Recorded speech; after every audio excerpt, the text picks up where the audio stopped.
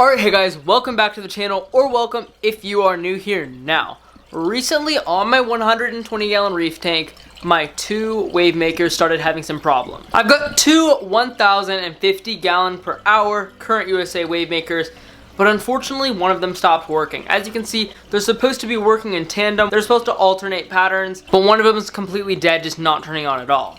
So I thought, what better of a time to go ahead and try to set up our new Maxspect Gyre 2K aquarium pump, the Maxspect Jump Gyre to be exact. I unboxed this a long time ago when I unboxed the protein skimmer, the lights, the return pump, and all that stuff. I just haven't had a use for it yet. But today we're gonna go ahead and set it up, go through all the programs, check it out a little bit, and get it installed on the tank right behind me. So right off the bat, here is the new wave pump. The one thing I will miss is that the pumps I have now are currently Bluetooth, meaning I can control all the settings from my phone, and it's super easy and intuitive to use. Meanwhile, this Maxspect controller is a little bit clunky and a little bit confusing. I went ahead and read through the manual. There's a total of 2 pages in English. 2 pages. So, not a lot of instructions, kind of just left on my own to try to figure this out. But I think I've come up with a pretty good system. I think I have a general idea of what's going on here. So I'm going to go ahead and take you guys along with me. The first thing we have to do is go ahead and get the 2 current USA wave makers out of the tank. And I'm going to mount this in the exact spot I removed those 2. So right on this back wall. Now that those current USA pumps are gone, I went ahead and put the back magnet up against the back glass. I'm simply going to go ahead and take the new wave maker and stick it under here until it catches its magnet, just like that. And that was pretty easy. It's mounted on the back of the aquarium. I'm gonna go ahead and center it real quick, but that was pretty painless. I just went ahead and plugged the unit in. It is currently running straight at 20% speed, but I thought I would show you this controller unit a little bit more in depth. So at the top right, we have our power button. At the bottom right, we have our mode select button, and this is a dial you'll use to change the settings and the speed. You notice the M at the top means we're in manual mode, but if we press the mode change button once, we see all these modes. It's a lot to take in. The very top symbol is pulsing mode. The second one down is a gradual pulsing mode. Then we have a random mode, which is the 3 arrows. Then we have the straight mode, which is just the straight arrow, which is just straight whatever speed you set it as. And then we have the reverse gyre mode. Then all of these arrows up here are basically fine-tuning that programming. So looking at these arrows, we have the minimum speed right there, the maximum speed up here. We have ramp up time, ramp down time, and how long we want the minimum speed to run, and how long we want the maximum speed to run. I'll go ahead and put up some pictures of the owner's manual that might make a little bit more sense and explain this a little bit more in depth. So if you're setting this up for yourself, go ahead and pause right here and read this a little bit more. Personally for me, I wanted to go ahead and stick on the easiest mode, which is just random. Right here, you remember, you just go ahead and press the bottom right mode selector button, turn the wheel until you're on your selected mode. I went ahead and made my maximum speed 30%, and it's just gonna go ahead and alternate back and forth rapidly, which is exactly what I want for this tank. As you can see right here, here is a diagram of the random mode. As I showed you earlier in their screenshots, there's so many other modes you can choose from constant speed, pulsing, gradual pulsing. There's alternating gyre, there's your normal gyre, there's just a ton of different modes. But I think random mode simulates probably the most natural reef aquarium. There's our pump at the top running the random mode. As we can see, the waving hand coral is flowing, the anemones are flowing, but the elegance coral down here at the bottom, which probably takes most of the flow, is really flowing, as you can see. But it's not flowing to the point where it's being ripped off its skeleton, which has actually happened to me in the past. This guy has come a little bit loose from his skeleton because he was under so much strong water flow. As you can see, the green star polyps also getting a lot of flow. Even the corals on this side of the tank are getting quite a bit of flow. The little waving hand at the bottom, the little softies, the hammers being gently moved.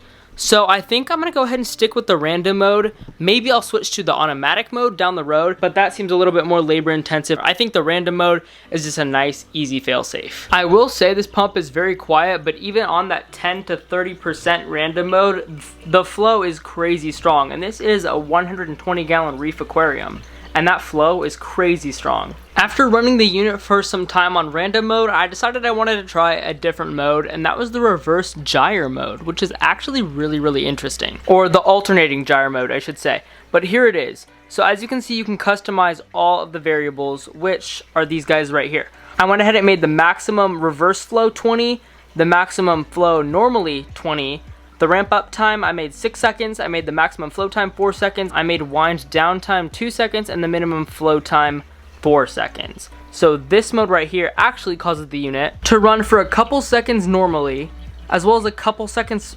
reverse, with a little bit of cool down time in between, and I think it makes the coral move in a unique way. So if we watch right here for a little bit, as you can see, that was the reverse function, because you see it's kind of blowing out of the bottom, causing a reverse gyre, which basically means the water in the tank is flowing this way, and then when it kicks into normal gyre, it's flowing this way. So the water is constantly basically going back and forth, which allows my corals to kind of blow back a little bit. And then as you can see, this big elegance coral is now being blown to the front of the tank, where you can really see all of its colors, and it's all open beauty. And that just alternates kind of back and forth. In case you want to know exactly what the screen looks like for the program I have selected currently, here it is. This is the exact program I'm running. And so far, it's actually worked out pretty good for me in the couple minutes I've been watching the tank.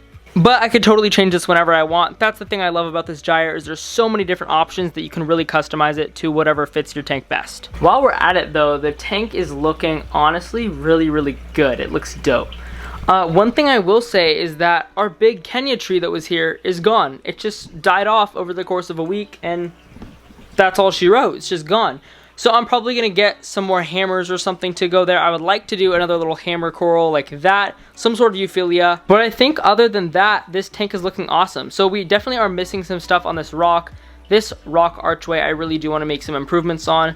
The rest of the tank on the other hand, actually this left side of the tank looks great. As you can see, some of our bubble tip anemones have gone rogue and moved around the tank in spots they should not have. But other than that, the aquarium is looking awesome. We just have like literally 40 bubble tip anemones. They're honestly everywhere, and I need to start taking some of them out actually. It's probably become an issue. Big elegance coral looking awesome in the flow, and I also probably should trim back some of this Anthelia because it's also gone a little bit out of hand. But currently that is it for the gyre. I'm gonna go ahead and get used to it for a few days and then come back and give my final thoughts. I hope I explained the controller in a way that it made sense, because it was a little confusing for me in the beginning. Once you read the manual a few times and get used to it though, it's a piece of cake. Okay, it is about 3 days later. I got a haircut, by the way. Actually, we're just gonna take this moment to clear the air. So yes, I got a haircut. Some people in my comment section have really been asking if my hair was fake.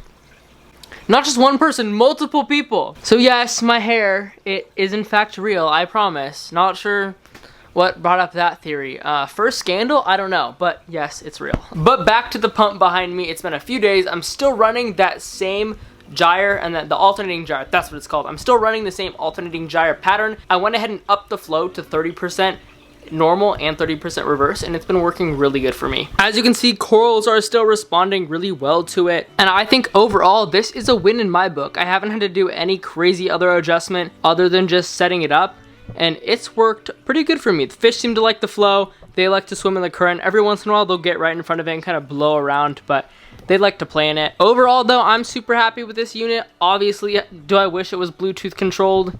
Yes. Do I wish it was app controlled? Yes. So Maxspect, if you're listening, get on that please. I would really love that. But regardless, I've been super happy with the 2K. That's the one I chose to run on this tank. They do make a bigger one, which is the 4K. However, being that I'm only running it on 20% because I do have a lot of soft corals in this tank, and the LPS, I don't need a ton of flow, it's been working really good. So that is going to be a wrap for this video. Once again, if you want to go ahead and check out the unboxing of that wave maker behind me, as well as the lights, the skimmer, and the return pump, I'll go ahead and link that video on the card right up in the corner. You can go ahead and check that out. But that is going to be it for this video. Once again, thank you guys so much for watching, and goodbye.